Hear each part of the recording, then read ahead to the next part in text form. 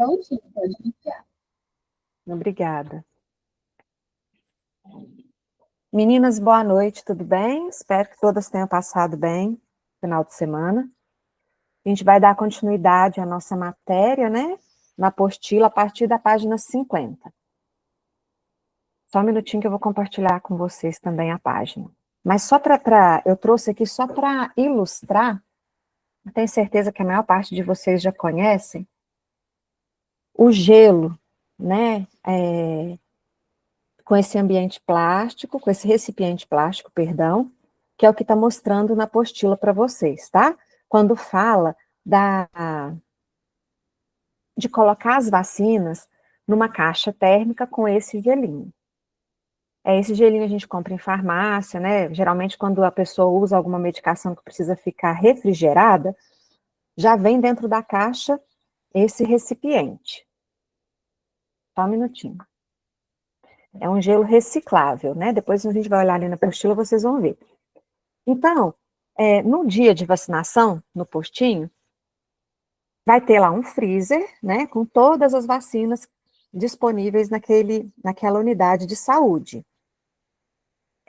Porém, às vezes não vai usar todas as vacinas naquele dia, e ficar abrindo e fechando a porta toda hora do freezer, né, pode fazer com que perca a eficiência dessas vacinas. É igual alimento na geladeira, toda hora se a gente ficar abrindo e fechando, vem a corrente de ar quente, né, e a vacina ela tem que ser mantida a mais ou menos entre 2 e 8 graus Celsius, de preferência em 5 graus Celsius. Então, de ficar abrindo e fechando, a gente pode perder essa temperatura ideal e acabar perdendo as vacinas. Então, o que é que a apostila, né, vem falando para a gente, vem orientando, que a gente começou a falar na aula passada? A gente usa esse gelo reciclável, né? Vamos supor que isso daqui é a caixa térmica.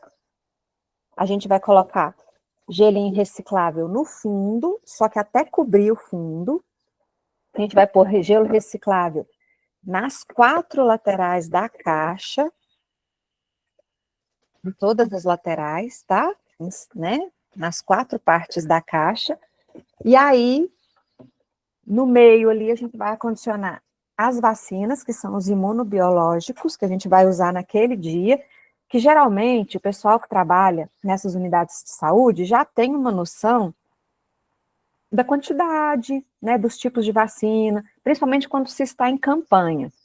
Então, quando está em campanha, aí já sabe a vacina que vai aplicar, né? Então, a gente coloca ali dentro daquela caixa térmica as vacinas que mais são utilizadas ou que está em campanha, para evitar ficar abrindo e fechando esse refrigerador o tempo todo e a gente perder as vacinas, tá? Eu trouxe só para ilustrar que foi o que a gente começou a falar a aula passada. Alguma dúvida? Então, meninas, eu vou desligar aqui a minha câmera, que eu vou compartilhar com vocês.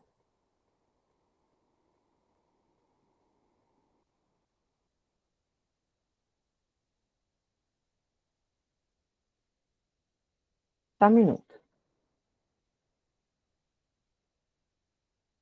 Esse não. Espera aí, gente.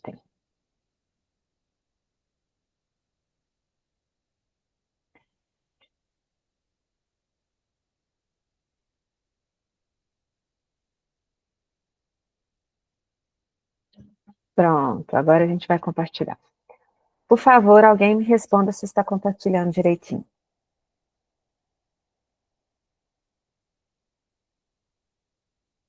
Deu certo, gente?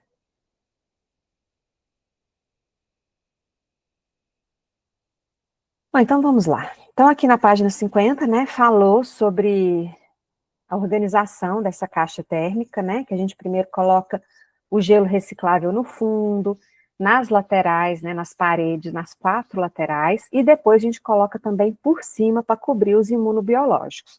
Imunobiológicos são as vacinas, tá?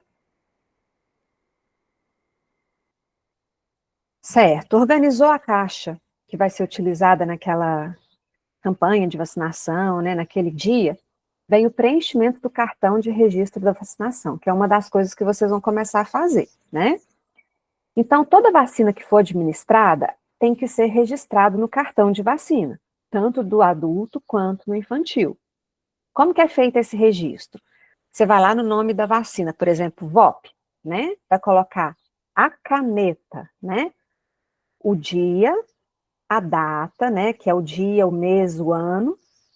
Vai colocar lá o lote da vacina e vai assinar o nome do funcionário, tá? Além de ter que carimbar e identificar o local, né, desse serviço de saúde. Agora, quando é uma vacina que tem, por exemplo, um retorno, né, que ela tem uma segunda dose, às vezes tem vacinas que têm segunda dose com 30 dias, com 60 dias, com 6 meses que seja, ou só com 2 anos.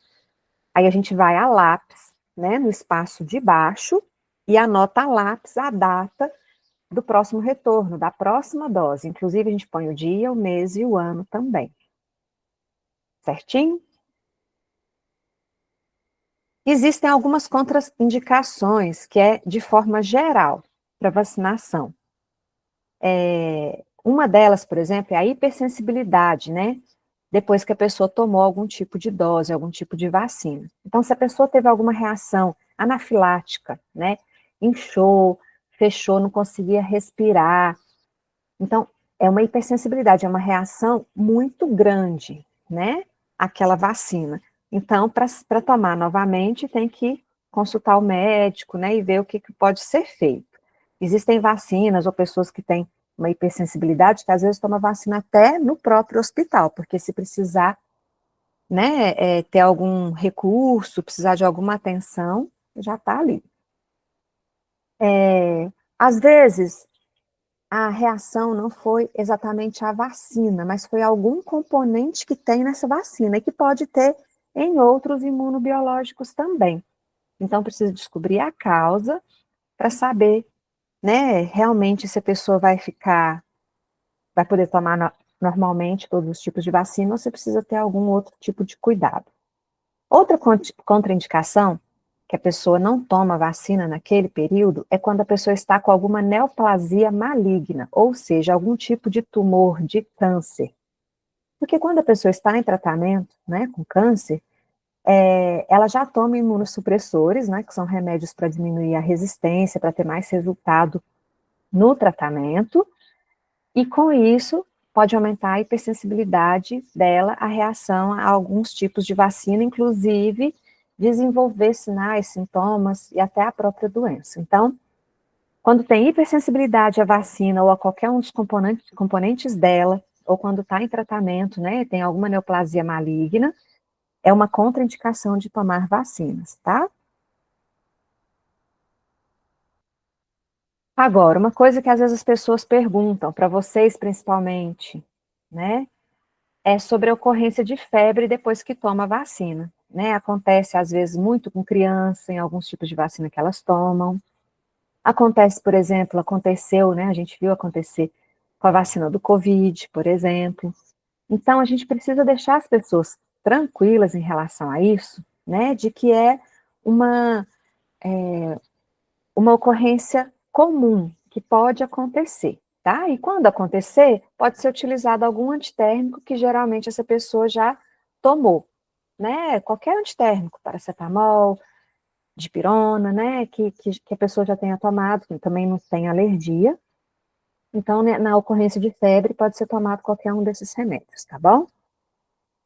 Quando a criança, né, ela é infectada pelo HIV, inclusive, ela pode tomar todas as vacinas previstas no esquema básico de vacinação. Ela pode e deve tomar, certo? Aqui também fala para a gente um pouco das situações que indicam o adiamento da vacinação, ou seja, não é que a pessoa não vá tomar, mas às vezes é preciso adiar e tomar em uma outra data, posteriormente. Quando o nosso paciente que vai lá ser vacinado está em uso de imunossupressores, né, ou corticoides em dose de imunossupressores. Aí a gente precisa agendar a vacinação para uns 3 meses depois do final do tratamento. Por quê? Porque os imunossupressores abaixam muito, né, a resistência da pessoa e com a vacinação a gente pode ter sinais, sintomas, desenvolvimento da própria doença, tá? A administração de vacina deve ser evitada também durante a evolução de doenças agudas, febris graves. Ou seja, a pessoa está com dengue, que é uma doença aguda, né, que dá muita febre, que é grave, não se deve administrar nenhum tipo de vacina. A pessoa está com pneumonia, não se deve administrar nenhum tipo de vacina, tá? Tem que esperar passar o processo infeccioso. E agora aqui, gente, a gente vai começar a falar sobre o calendário vacinal. A primeira vacina que a apostila traz para a gente é a vacina da BCG, né? A vacina da BCG, ela tem como principal objetivo prevenir as formas graves da tuberculose em crianças menores de 5 anos, né, preferencialmente menor de 1 ano. É aquela vacina que a gente toma no bracinho e que dá aquela marquinha, tá? Que todo mundo tem, né? As crianças que são portadoras de HIV, né, se ela for portadora, mas ela não tiver sintomas, ou seja, carga viral dela deve estar baixa, né, tá fazendo o tratamento tudo direitinho.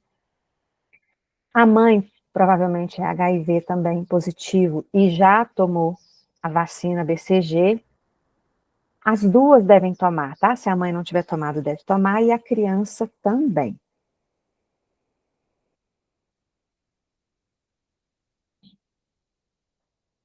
O que a gente precisa observar? Que a administração dessa vacina BCG tem que ser adiada é quando a criança apresentar um peso corporal, né, menor do que 2 quilos. Então, é um bebezinho, às vezes, que nasce prematuro, né, e com baixo peso. Então, se ainda não conseguiu atingir 2 quilos, a gente espera para administrar a vacina um pouquinho mais para frente, tá? A BCG, gente, ela é apresentada por uma forma liofilizada, liofilizada, né, com ampola de multidoses, que é específico para esse tipo de vacina. O esquema de administração dela corresponde a uma dose, né, que é dada logo no nascimento.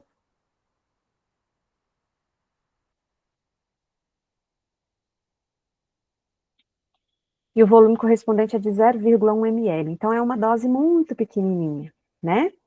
Ela é uma vacina intradérmica, ou seja, não é intramuscular, tá? Ela fica ali na superfície da derme, que a gente vai falar daqui a pouquinho dessas camadas. É feita aqui na região do deltoide, que é no músculo aqui do ombro, né? Um pouquinho para baixo.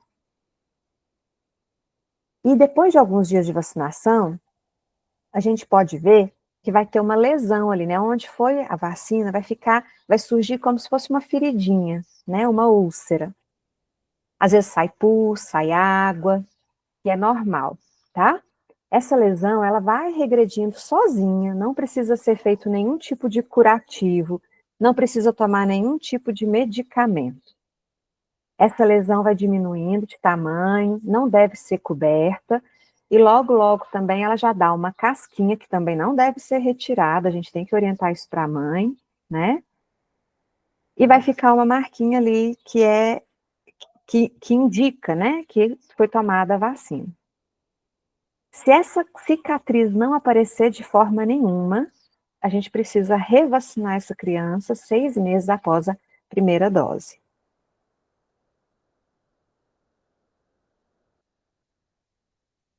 Só um minutinho, meninas.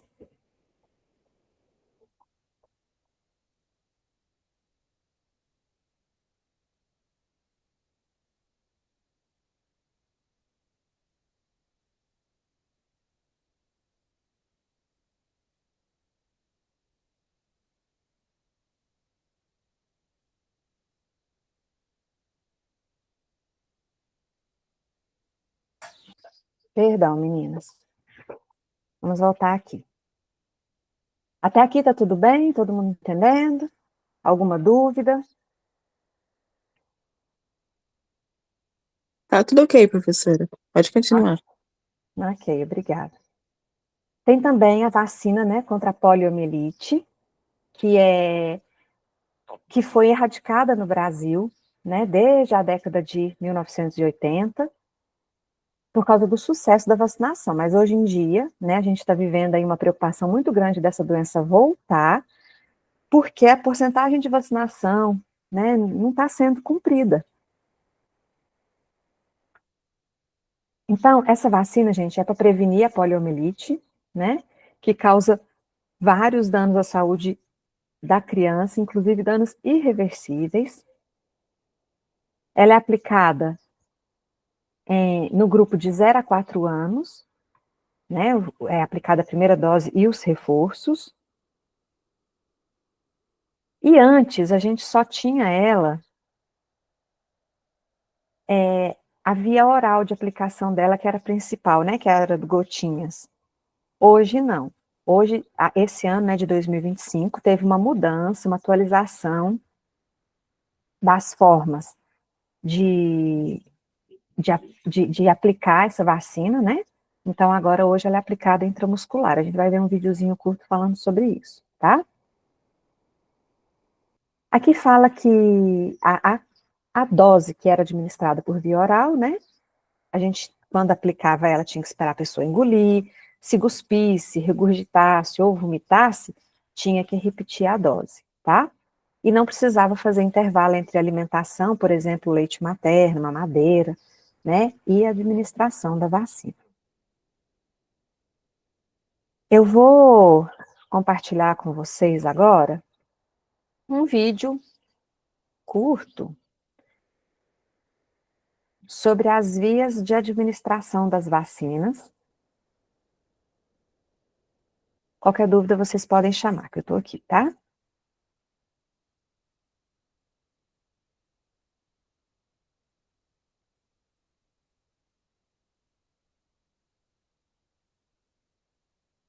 Eu sou a professora Simara e hoje nós vamos estudar as vias de administração das vacinas, que também é um conteúdo muito cobrado nas provas de concurso. Se você ainda não é inscrito no canal, aproveita, se inscreve e também deixa o seu like, porque assim vai ajudar com que esse conteúdo possa chegar a outras pessoas. Então, vamos à nossa aula de hoje. Nós vamos estudar as vias de administração das vacinas. Nós sabemos que os imunobiológicos são produtos seguros, eficazes, têm custo-benefício em relação à saúde pública. A sua eficácia e a sua segurança, entretanto, estão fortemente relacionados ao seu manuseio e à sua administração. Portanto, cada imunobiológico demanda de uma via específica para a sua administração, a fim de se manter a sua eficácia plena. A via oral. A via oral é utilizada para vacinas que são absorvidas pelo trato gastrointestinal com mais facilidade. Então, nós temos duas vacinas que são utilizadas pela via oral. A primeira delas é a vacina VOP, que é a vacina oral da poliomielite, que é uma vacina atenuada que previne os poliovírus 1 e 3. A outra vacina é a vacina com rotavírus humano, que também é uma vacina atenuada. Muitos refugiados estão passando fome. É por isso que a gente veio te fazer um convite. E se o seu próximo pedido de delivery fosse entregue para quem mais precisa? O aumento... Nós temos também a via parenteral. Grande parte dos imunobiológicos ofertados pelo Programa Nacional de Imunização utilizam a via parenteral. As vias de administração parenterais, elas vão diferir do tipo de tecido em que o imunobiológico será administrado. Então, nós temos as seguintes vias: intradérmica, subcutânea, intramuscular e também a via endovenosa. A via intradérmica. Na utilização da via intradérmica, a vacina ela é introduzida na derme, que é uma camada superficial da pele. Esta via ela proporciona uma lenta absorção das vacinas administradas. E a vacina que é administrada por essa via é a vacina da BCG, que é uma vacina que previne contra as formas graves da tuberculose. BCG significa Bacilo de Calmette-Guerin. Essa vacina ela é administrada na inserção inferior do músculo deltoide direito, preterivelmente nas crianças ao nascimento, nas primeiras 12 horas, ainda na maternidade. Mas ela pode também ser administrada nas unidades de saúde até a idade de 4 anos, 11 meses e 29 dias.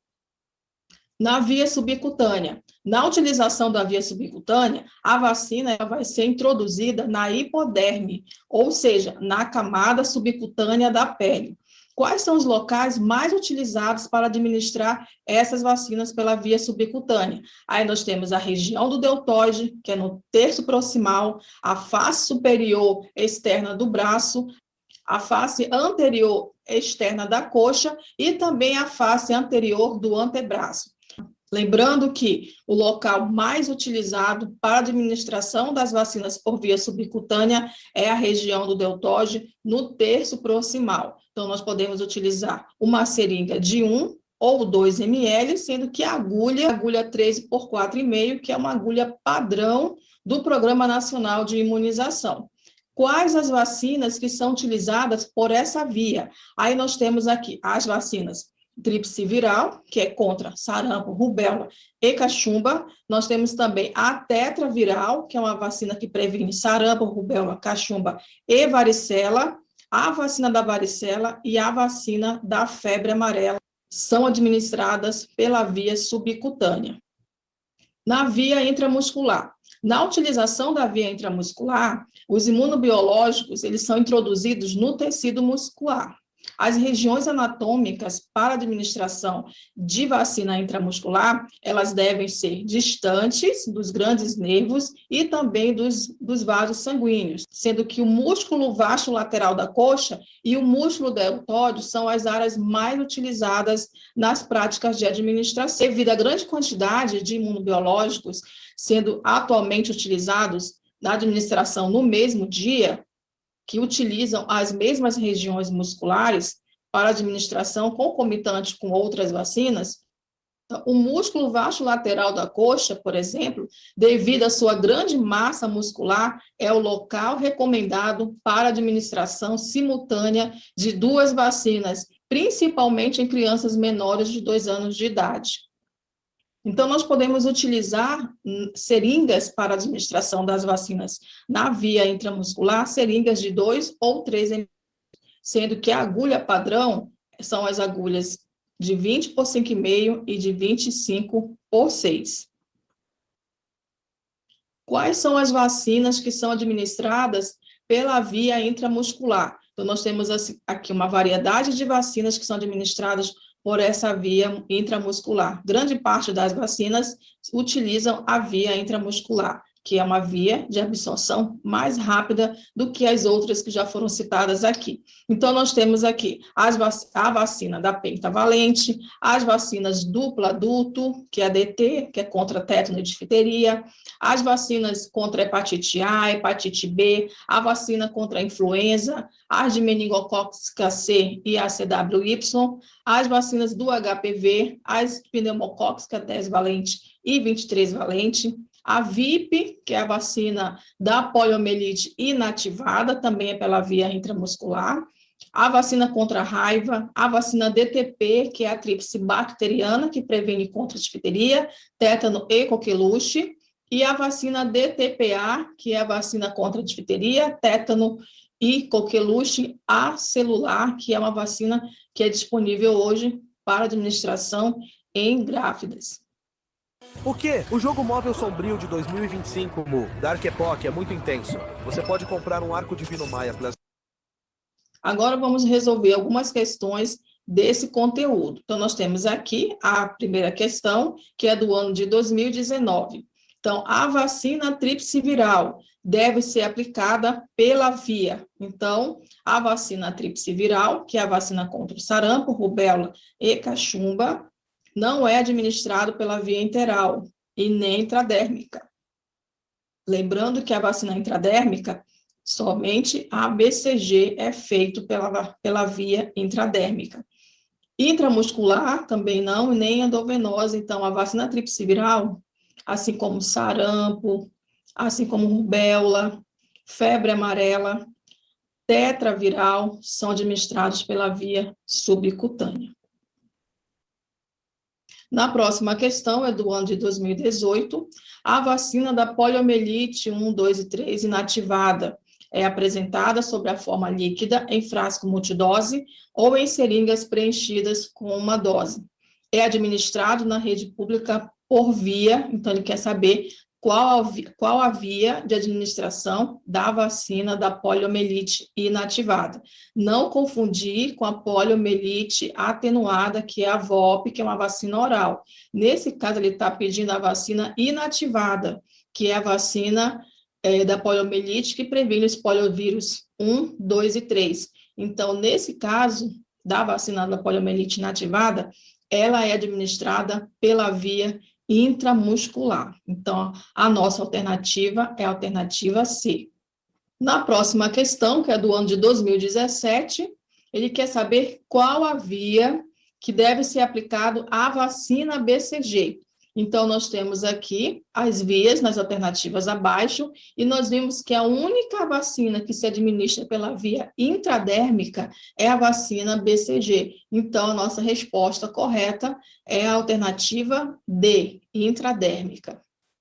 Nessa próxima questão, que é do ano de 2018, em relação às vias de administração das vacinas, associe as duas colunas a seguir, assinale a alternativa que apresenta a sequência correta. Então, nós temos aqui a primeira coluna, né, que nós temos aqui a primeira vacina, que é a vacina do rotavírus humano, a segunda vacina da BCG, a terceira vacina da febre amarela e a quarta vacina pneumocócica 10 valente, que nós vamos correlacionar com a segunda coluna, que são as vias dessas vacinas, ok? E aí nós vamos, em seguida, marcar qual é a sequência correta. Então, vamos lá. A vacina que é pela via subcutânea. Então, a vacina pela via subcutânea, nas vacinas relacionadas aqui, nós temos, então, a vacina da febre amarela. Então, é o número 3, então, eu já posso automaticamente eliminar algumas questões das minhas alternativas. Então, as que começam com 3, eu tenho a alternativa B e C. Aí eu vou analisar as outras. Então, automaticamente, eu posso eliminar a alternativa A e a alternativa D. Vacina pela via intramuscular, então nós temos aqui a vacina da pneumocócica 10 valente. Então, eu tenho 3 e 4 na sequência. Então, 3 e 4 na sequência, eu tenho a alternativa B, porque a vacina da via oral é a vacina do rotavírus, que é o número 1, e na via intradérmica é a vacina da BCG. Então, eu tenho 3, 4, 1 e 2. Então, a minha alternativa correta é a alternativa B. Se você gostou da...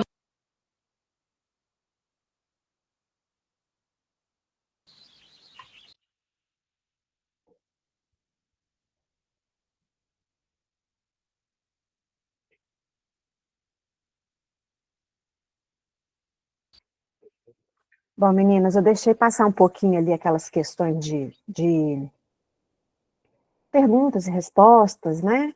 São questões de provas, tanto de processos seletivos, de prefeituras, para vocês terem uma ideia de como que, além da gente ter que saber na prática, né, a gente também precisa saber na teoria, quando a gente vai para prestar algum concurso, alguma coisa assim. Então, vamos continuar aqui na nossa apostila. Só um minuto.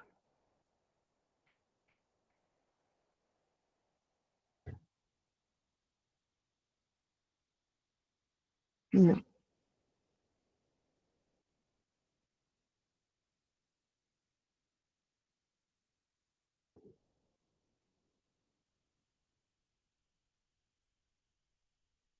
Pronto. Vamos continuar aqui na nossa apostila, né? A gente começou a falar sobre as vacinas que são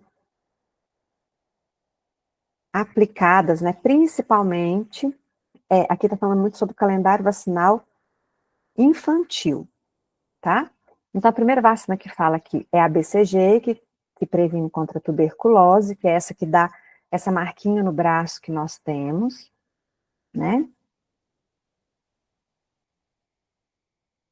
Só um minuto, que eu tenho que abaixar aqui. Meu computador tá bem lento hoje.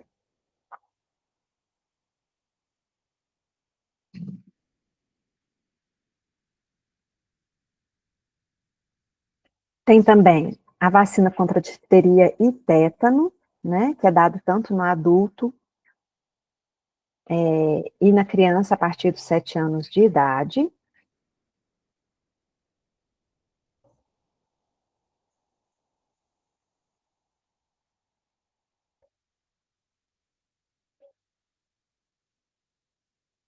Tem o da influenza, que agora a gente está na campanha com essa vacinação.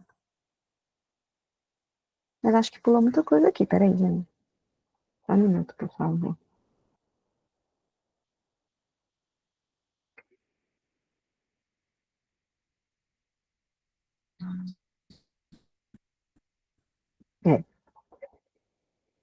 Eu vou compartilhar com vocês, é um vídeo de 5 minutinhos, tá? Bem curto. A respeito das vias de administração, só que eu achei ele bem objetivo. Qualquer dúvida, vocês me chamam aqui, por favor.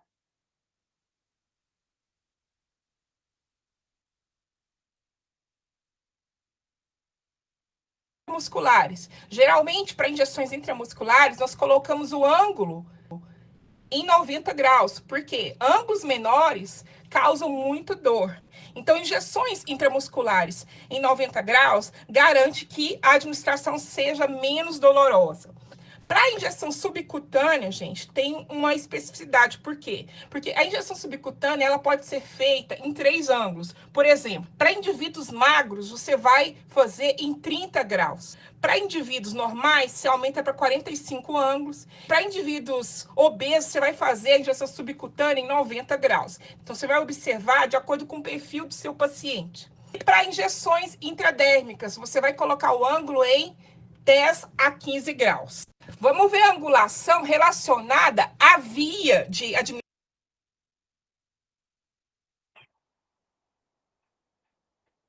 Verdade, né? Foi bem rapidinho. É 1 minutinho só. Eu achei interessante porque eu achei objetivo. Depois, se vocês quiserem, eu mando lá no grupo de vocês também. A diferença entre aplicar, né? Fala ali a injeção, algum tipo de injetável, desde medicação até as vacinas. A gente sabe que a subcutânea, a intradérmica, elas são mais superficiais, né? E a intramuscular é mais profunda. Então, existe a angulação correta de colocar essa agulha no corpo da pessoa, e inclusive tem também o sentido do bisel. O bisel é aquele buraquinho na agulha por onde sai a medicação ou a vacina, que é o imunobiológico. Vocês também vão ver isso na aula prática, tá bom? E dando continuidade aqui, a última coisa que eu quero apresentar para vocês, só um minuto, é uma atualização do calendário vacinal agora em 2025, porque vocês vão ver que aqui na apostila está falando, né, de uma forma geral sobre a vacinação, só que o calendário esse ano teve, acho que 2 ou 3 modificações,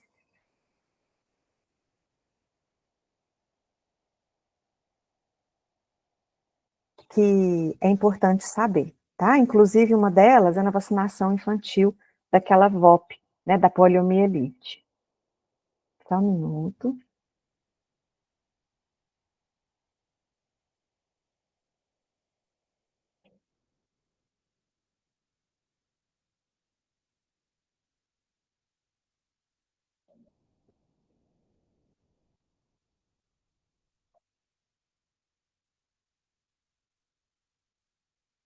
Prontinho.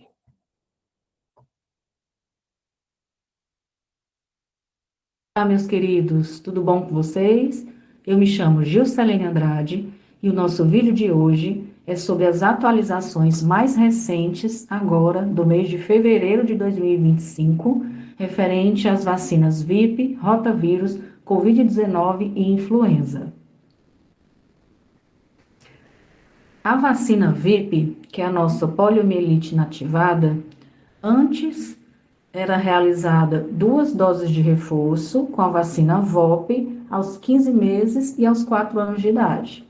Então, já a partir do ano passado, já houve essa mudança, e atualmente a indicação é de 1 dose de reforço da VIP aos 15 meses de idade. Então, todo o esquema de vacinação da poliomielite é realizado com a VIP. Em relação à rotavírus, no final do ano passado já saiu uma nota técnica sobre essa atualização. A primeira dose da vacina anteriormente era realizada aos 2 meses de idade, podendo ser aplicada entre 1 mês e 15 dias até 3 meses e 15 dias. O que mudou?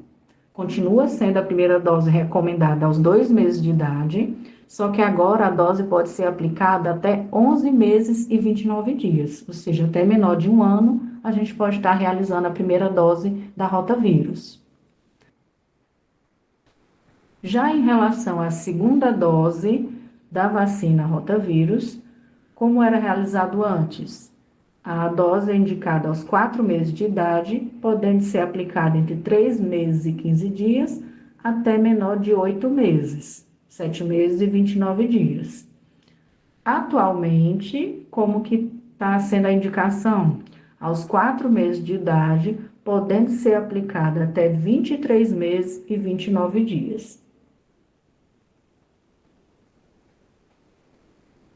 Em relação à vacina Covid-19, desde o ano passado, ela já tinha sido introduzida ao calendário nacional de vacinação como uma vacina de rotina para as crianças de 6 meses a menores de 5 anos, para os idosos e para as gestantes. Então, continua dessa forma e ela continua sendo recomendada para as pessoas a partir de 5 anos de idade, daqueles grupos especiais que a gente já sabe que rotineiramente eram vacinados nas campanhas da Covid, tá? Quem quiser pode fazer aqui um print da tela para dar um lembrete desses grupos prioritários. Para a população geral, entre 5 anos e 59 anos, que nunca tomou nenhuma dose, a recomendação é que se tome uma dose da vacina que tiver disponível no momento. Então, aqui na nota técnica tem um quadro, resumo, sobre o público, sobre as vacinas que podem ser administradas, quantas doses e o intervalo entre as doses. Então, para as crianças de 6 meses a menores de 5 anos, existem a Moderna e a Pfizer. A Moderna são 2 doses, a Pfizer são 3 doses. Para os idosos, a partir de 60 anos, vai estar disponível, a vacina que estiver disponível no momento, são 2 doses anuais, com intervalo de 6 meses entre as doses. Para gestantes, a vacina que estiver disponível no momento, 1 dose a cada gestação. Para os grupos especiais, 1 dose anual, a vacina que estiver disponível no momento. Para as pessoas imunocomprometidas, temos a da Moderna, a da Pfizer e a da Serum. São 3 doses, o esquema primário, para a pessoa que nunca tinha tomado antes, e como reforço, né, são 2 doses anuais. Para a população que nunca tomou nenhuma dose, existe a possibilidade de tomar a vacina da Moderna, da Pfizer ou da Serum.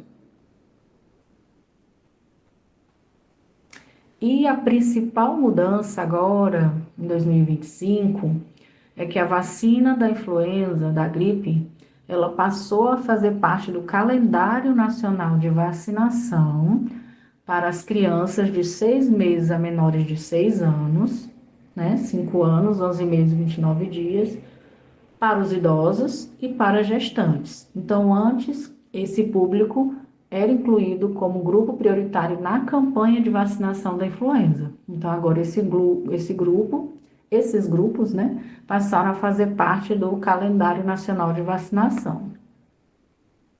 Então, continua sendo utilizado como estratégia especial todo aquele público que anualmente também é considerado prioritário para a vacinação da influenza. Pode printar a tela, imprimir, deixar mais fácil para vocês aí, como vocês acharem melhor. Então, pessoal, aqui é a referência da nota técnica que foi utilizada nessa apresentação. Se você gostou, curte, compartilha. Um abraço, até o próximo vídeo.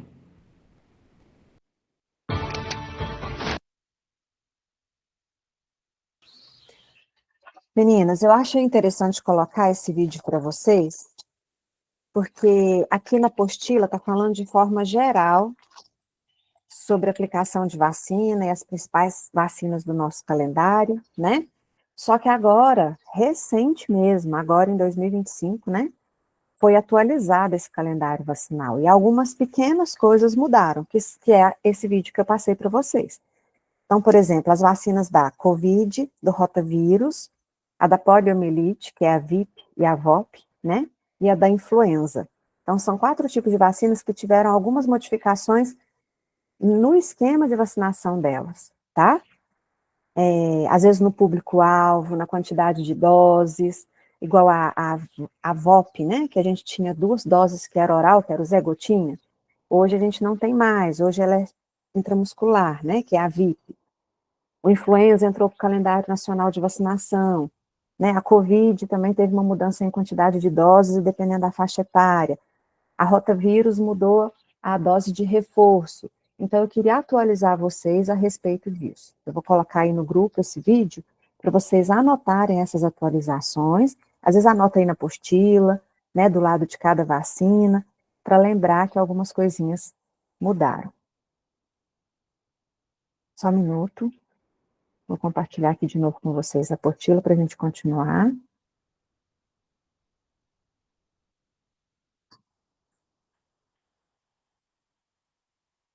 Bom, em relação às vacinas, era o que a gente tinha para falar. Depois vocês dão uma olhadinha na apostila em cada uma delas. Se tiver alguma dúvida, podem perguntar depois.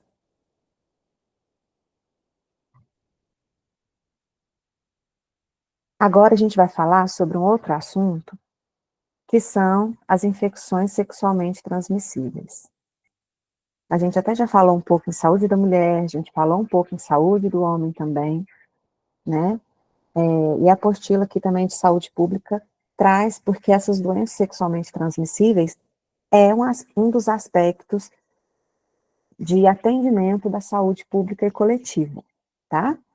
E algum dos exemplos que traz aqui para a gente é a sífilis, né, que é uma doença infecto-contagiosa sistêmica, ou seja, ela pode causar sinais, sintomas em todo o organismo da pessoa, inclusive ela pode acometer vários órgãos, como a pele, os olhos, os ossos, o sistema cardiovascular e o sistema nervoso, e pode até levar a óbito, tá? Se não for devidamente tratado.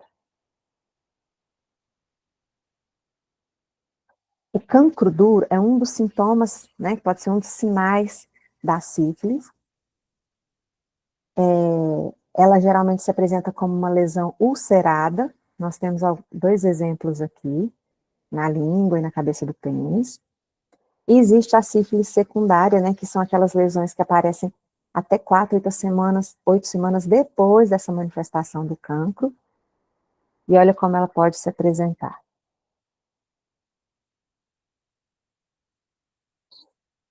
Tem a latente, adquirida tardia, congênita, depois vocês dão uma olhadinha entre a diferença entre uma e outra, tá? O agente causador é o mesmo, é mais a forma que a pessoa contraiu ou o tempo que a pessoa contraiu a doença, tá?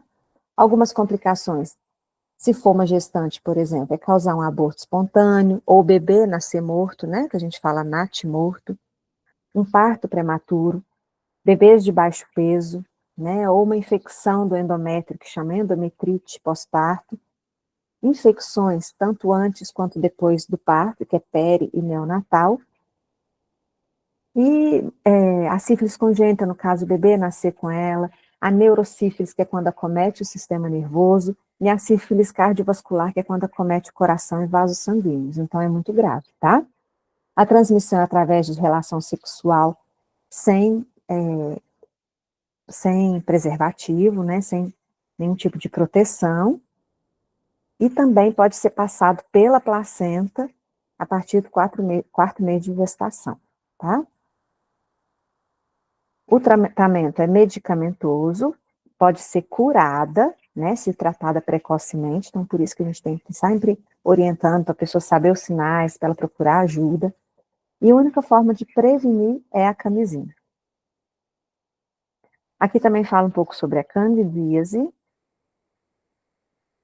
que é uma infecção causada por fungo, tá? E causa muita coceira, né? Prurido, que é a coceira, ardor, dispareunia, que é dor na relação sexual, né? E também um corrimento vaginal, que pode ser mais esbranquiçado, parecendo uma nata de leite. A vulva e a região da vagina, né, pode ficar inchada e vermelha. E as lesões podem ficar em toda aquela região ali entre a vagina e o ânus, inclusive perto da virilha, né, onde às vezes forma até ínguas. No homem pode também ter aumento da vermelhidão, né, na região da glande, do prepúcio, um pouco de inchaço e algumas lesões também em forma de pontinhos, avermelhadas e pruriginosas.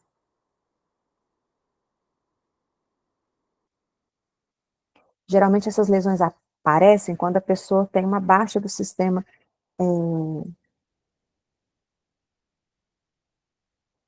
perdão, só um minuto, que travou aqui.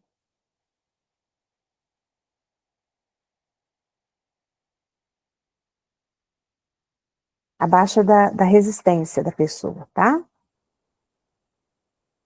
O que causa é a Candida albicans, que é um tipo de fungo, né?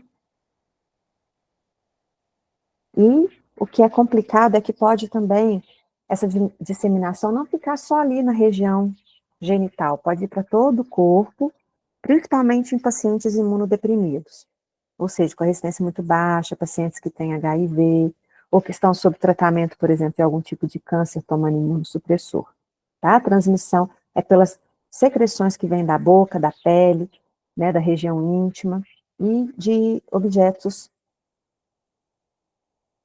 dejetos, perdão, do portador da doença, tá? Também pode ter transmissão da mãe para o recém-nascido, durante o parto e através da placenta.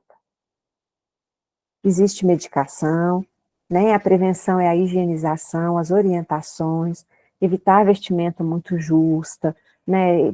Prevenir tecidos que possibilitem a transpiração da região íntima, com algodão, por exemplo,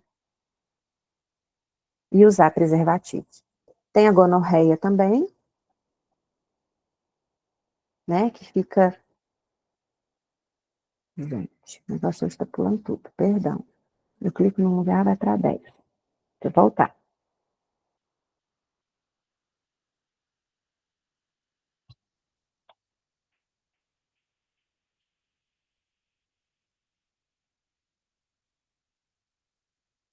Nossa, figura bonita.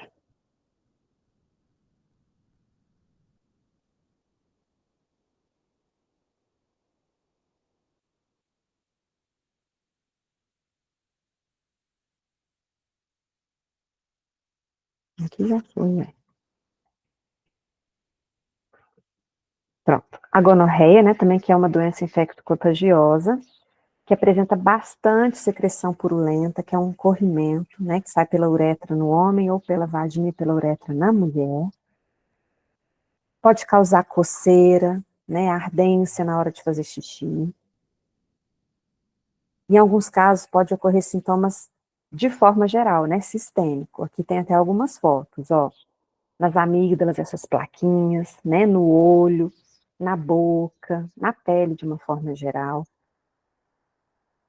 As complicações pode ser também o aborto espontâneo, né, o bebê nascer morto, um parto prematuro, baixo peso. É tratável com antibióticos, né, e a gente previne com camisinha e higiene.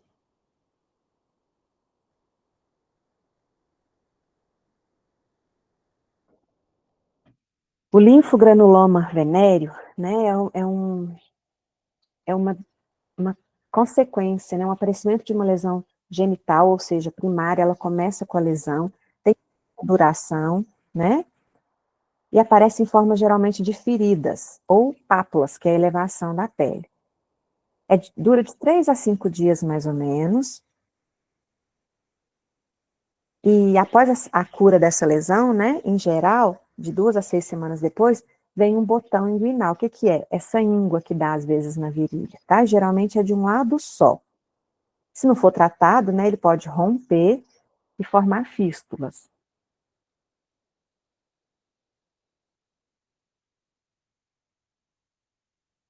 Algumas consequências dele é elefantíase do pênis, do escroto, da vulva, ou seja, ficar aumentado, né?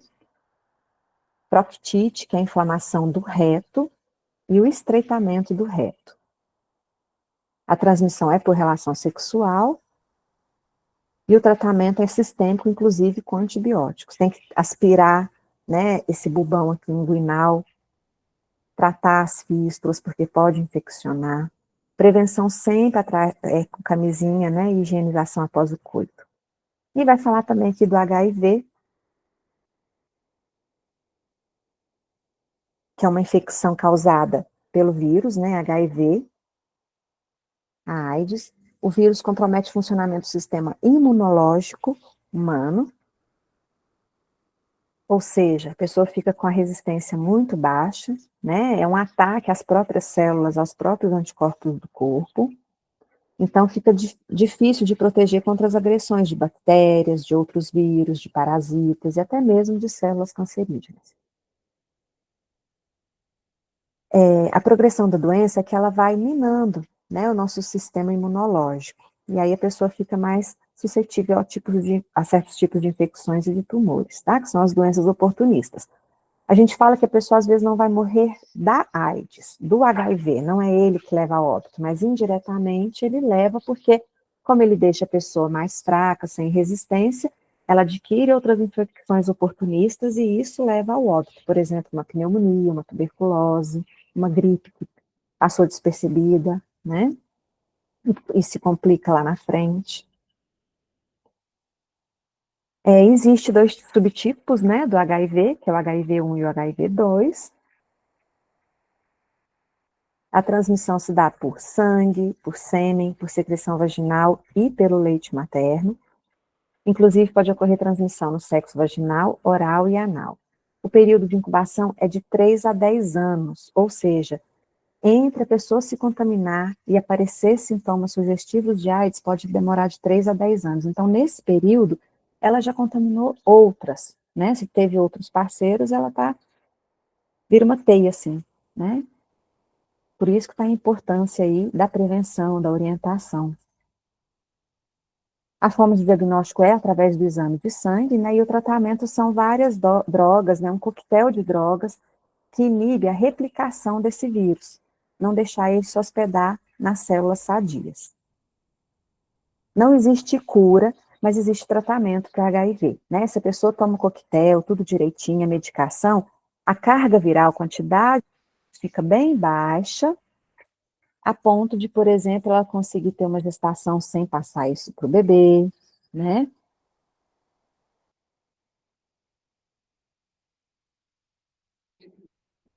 Só um minuto, por favor.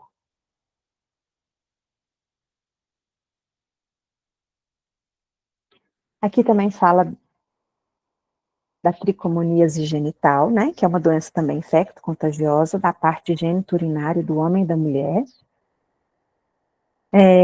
Pode causar inflamação, né, da uretra, ardor, coceira na região uretral, uma secreção branca, amarelada ou amarela esverdeada. E causar também vaginite, que é uma inflamação, né, da região do canal vaginal, vulvovaginite, que é ali da região todo vulvar, dos grandes lábios, e cervicite, que é a inflamação do colo do útero. Na mulher, geralmente aparece um corrimento esverdeado ou acinzentado, espumoso, né, e que tem um odor bem característico e forte. É um protozoário que causa, tá? E as complicações, por exemplo, para o feto, quando a mãe está infectada, é nascer prematuro, de baixo peso, né? Romper a bolsa prematuramente também. A transmissão é por relação sexual, principalmente. Mesmo a pessoa sem sintomas, ela transmite. Por isso que, às vezes, é tão complicado, né? A gente controlar essas transmissões, tá? O tratamento é através de quimioterapia,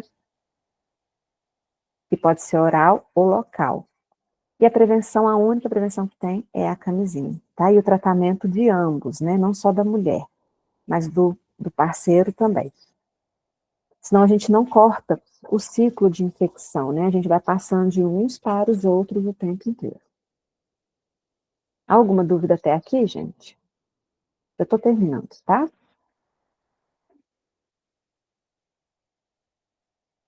Só um minutinho.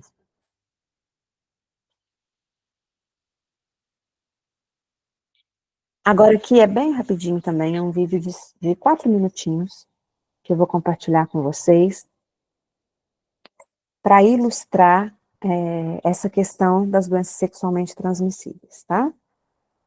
Mas vocês anotam se tiver alguma dúvida, depois a gente responde.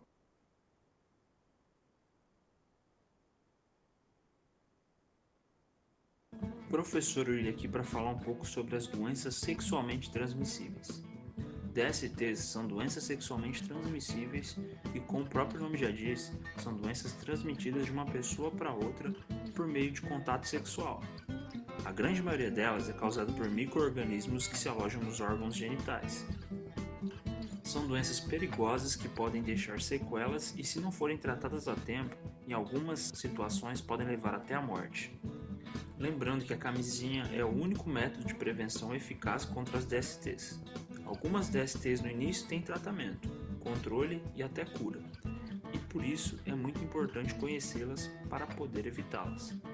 Nesse vídeo vamos falar sobre algumas das causas, sintomas e tratamentos da gonorreia, sífilis, herpes genital, candidíase, condiloma acuminado, hepatite B e AIDS. A primeira DST que iremos falar é a gonorreia, que também é chamada de blenorragia. É uma das DSTs mais comuns e pode atingir homens e mulheres. Ela é causada por uma bactéria que infecciona a uretra, canal por onde passa a urina, provocando ardência para urinar, coceira, inchaço e vermelhidão em volta da saída da urina. Se ela não for tratada a tempo, pode levar a pessoa a ficar estéril. Vamos falar agora sobre a sífilis. A sífilis é causada por uma bactéria e é transmitida pelo contato sexual ou pelo sangue contaminado. É uma doença grave que pode atacar vários órgãos vitais, causar cegueira, paralisia, distúrbios cardíacos e neurológicos, e até a morte. Além disso, em grávidas pode causar danos irreversíveis no sistema nervoso do feto. O principal sintoma da sífilis é uma pequena úlcera, uma ferida dura e indolor nos órgãos sexuais. Essa úlcera geralmente desaparece depois de algum tempo e mais tarde podem surgir manchas avermelhadas no corpo, que também desaparecem, mas a doença continua ativa no corpo. Agora vamos falar um pouco sobre a herpes genital. A herpes genital é causada por um vírus e ainda não existe cura para essa DST. A doença provoca pequenas bolhas nos órgãos sexuais que, ao se romper, viram feridas provocando ardor, coceira e dor. Essas bolhas podem desaparecer e voltar depois de um certo tempo, dependendo das condições do sistema imune da pessoa com o vírus. Outra DST que iremos estudar é a candidíase. A candidíase é causada por fungos normalmente já existentes no corpo, mas que se proliferam muito devido ao estresse, ao uso de antibióticos, de anticoncepcionais e durante a gravidez. Ela causa ardência e coceira. A candidíase pode ser transmitida pelo contato sexual ou por roupas íntimas compartilhadas. E se a mãe estiver com a candidíase, o bebê pode ser contaminado durante o parto. Estes fungos também podem atacar a mucosa bucal, quando então a doença é chamada popularmente como sapinho. Condiloma acuminado é causado pelo vírus do HPV, papilomavírus humano. Pode ser transmitido para a mulher pelo homem sem que ele manifeste qualquer sintoma. Os seus sintomas são aparecimento de verrugas, muitas das vezes microscópicas nos órgãos genitais. Nas mulheres, o vírus pode permanecer inerte durante anos, ativando-se em momentos de baixa imunidade. Este vírus pode aumentar o risco de câncer do colo do útero, mas já existem vacinas para prevenir alguns tipos de vírus que provocam a doença e são inclusive disponibilizados pelo SUS, portanto vacine-se. Outra doença sexualmente transmissível é a hepatite B, que é causada por um vírus que ataca o fígado. As pessoas contaminadas com o vírus podem se recuperar da infecção ou se tornarem portadores crônicos, desenvolvendo graves doenças como cirrose e o câncer no fígado. O contágio de hepatite acontece por relações sexuais com pessoas que já estiveram infectadas ou pelo contato de sangue contaminado. A prevenção é feita com vacina. E por fim, a AIDS. De maneira bem resumida, a AIDS é uma sigla em inglês para Síndrome da Imunodeficiência Adquirida. Ela é causada pelo vírus da imunodeficiência humana, HIV, que ataca os linfócitos, que são células sanguíneas especializadas na produção de anticorpos responsáveis pela defesa do organismo. O HIV pode ser transmitido através do esperma, do sangue, da secreção vaginal e do leite materno de pessoas contaminadas. O vírus pode durar vários anos no organismo da pessoa sem se manifestar até destruir os linfócitos, podendo levar à morte da pessoa contaminada em consequência de outras doenças chamadas de doenças oportunistas nesse caso. Hoje em dia existem medicamentos capazes de prolongar a vida do paciente com AIDS, melhorando sua qualidade de vida. Entretanto, ainda não há cura para a AIDS e a melhor opção é sempre a prevenção, não só da AIDS como de outras DSTs por meio de uso da camisinha. E esse foi o vídeo de hoje sobre um tema importantíssimo. Espero que vocês tenham gostado e entendido. Se gostou,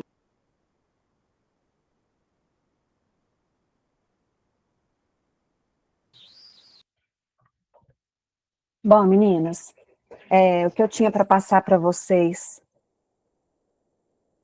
era isso, né? A respeito da vacinação, né? Desde o início a gente falando aqui do acondicionamento com o gelo sintético, as principais vacinas, né? Do nosso calendário vacinal e as atualizações desse calendário vacinal, né? Algumas mudanças que teve agora em 2025 e um pouquinho sobre as doenças sexualmente transmissíveis. É tudo que a apostila tinha, né? Para a gente falar agora nesse módulo. Qualquer dúvida também eu estou à disposição. Alguém quer perguntar alguma coisa?